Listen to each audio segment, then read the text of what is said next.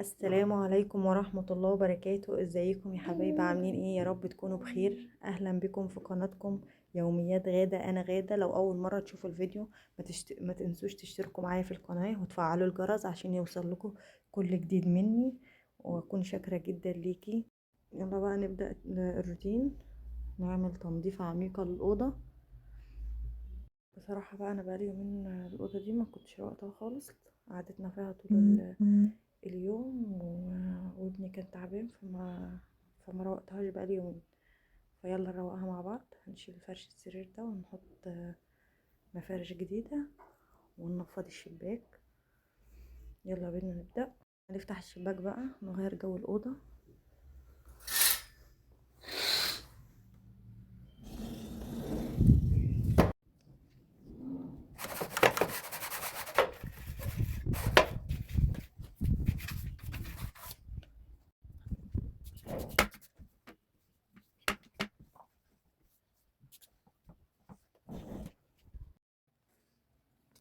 هنبدأ هنا بقى نشيل فرش السراير.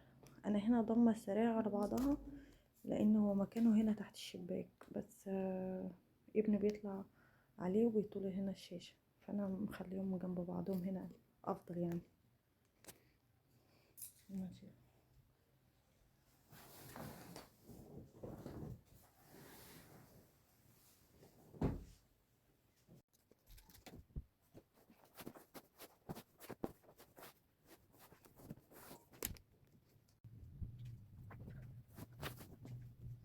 هنا هنجيب قماشة نضيفة ونشيل التراب اللي على الخشب ده. مش هنحط اي حاجة عشان لون الخشب ما يبقاش باهت، عشان نحافظ على الخشب. وهنا التراب اهو بيبقى داخل من الشباك. حاول تشيله بقى.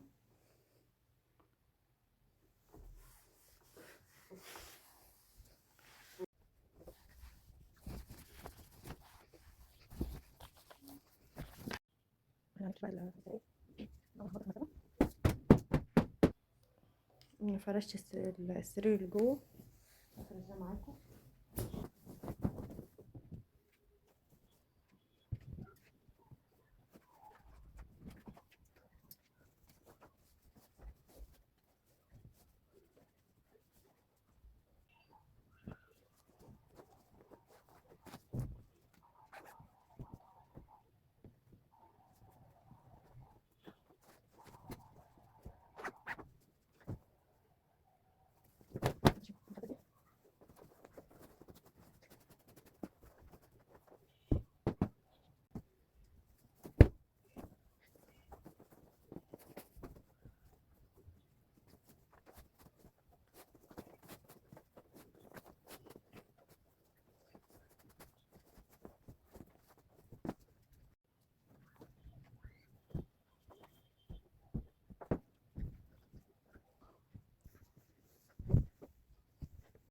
خلصت انا فرش السراير. نيجي بقى على الارض كده. تشيل الحاجات الاول اللي على الارض دي.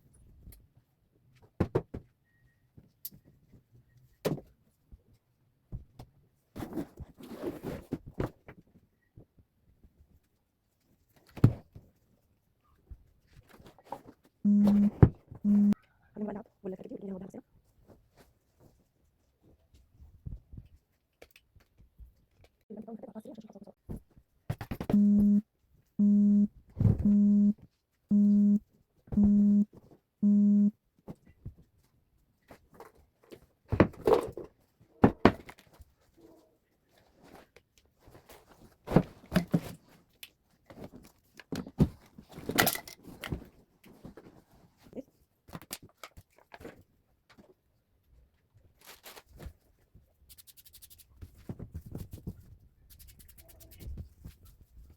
فضل شويه وهنمسح الشاشه.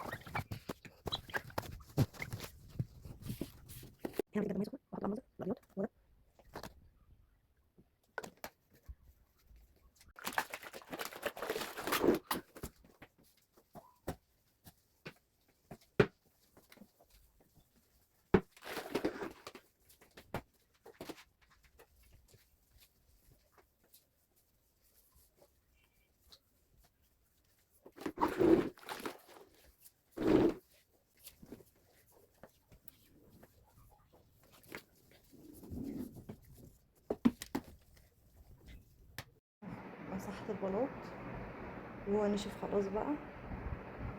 هفرش السجاد بقى عشان من ريحة النظافة. السجادة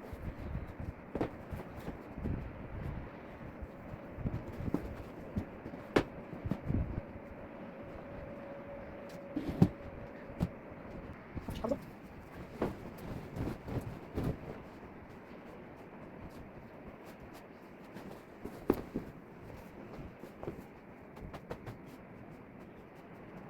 هرجع بقى البنك مكانه.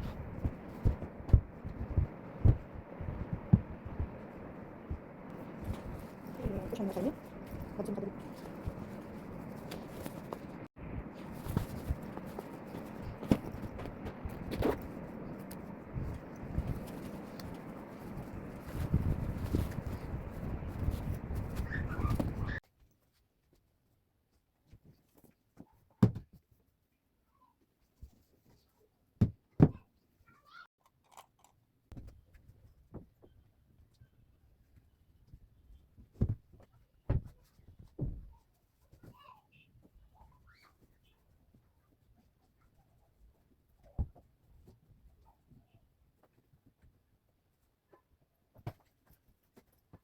اخيرا خلصت، الحمد لله خلصت الاوضه ورتبتها فعلا.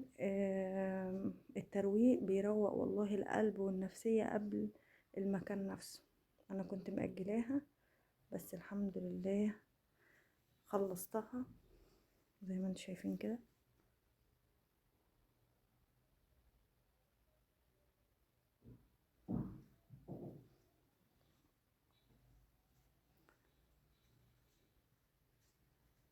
هي الأوضة دي احنا بنقعد فيها قعدتنا فيها على طول،